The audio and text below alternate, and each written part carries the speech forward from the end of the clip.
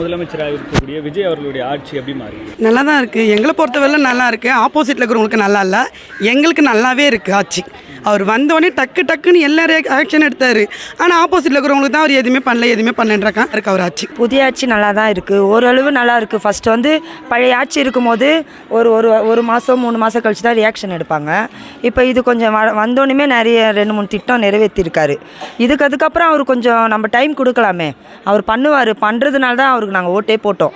எங்களுக்கு பிடிச்சிருக்கு, நல்லது செய்வார்னு நம்புகிறோம்.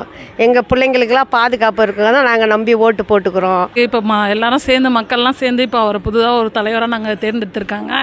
அவர் எல்லாம் நல்லது தான் பண்ணுறாங்க.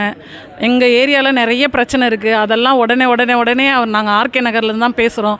அவரோட இதுவே வந்து ஆர்கே நகரை பற்றி தான் என்னோட இதுவே அப்படின்னு சொல்லியிருக்காங்க. நிறைய ஆர்கே நகரில் நாங்களே பார்க்குறோம் இந்த ஒரு வாரமாக. நல்லா செய்கிறாரு. நிறைய பேர் குடி பழக்கத்தில் இருக்கிறவங்களாம் இப்போ ரொம்ப விடுதலை கிடைச்ச மாரி இருக்குது.